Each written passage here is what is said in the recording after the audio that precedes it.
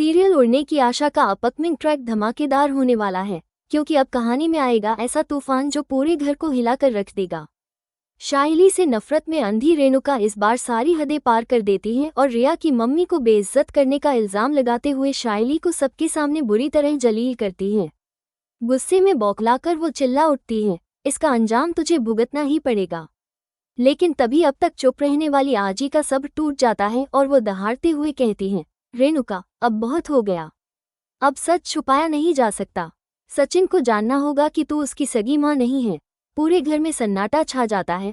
परेश यानी सचिन के बाबा उन्हें रोकने की कोशिश करते हैं, लेकिन आजी किसी की नहीं सुनती और बताती हैं कि सचिन की असली माँ रेणुका नहीं बल्कि उसकी छोटी बहन थी, वो मासूम जो सचिन को जन्म देकर इस दुनिया से चली गई थी और जाते जाते रेणुका से वादा लिया था कि वो उसके बेटे को अपना बेटा बनाएगी और कभी उसे ये एहसास नहीं होने देगी कि उसकी माँ अब नहीं रही।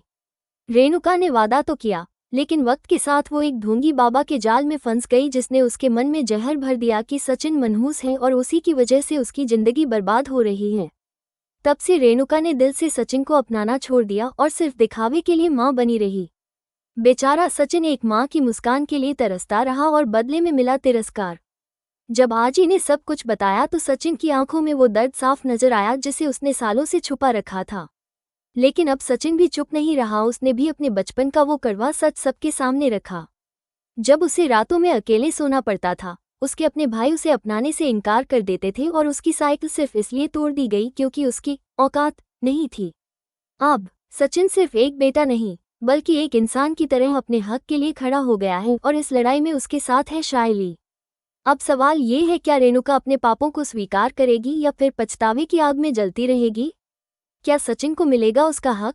क्या शाइली इस टूटते परिवार को फिर से जोड़ पाएगी? जानने के लिए जुड़े रहिए ड्रामा डोज के साथ। अगर आपको ये वीडियो पसंद आया हो तो लाइक करें, कमेंट करें और चैनल को सब्सक्राइब करना ना भूलें।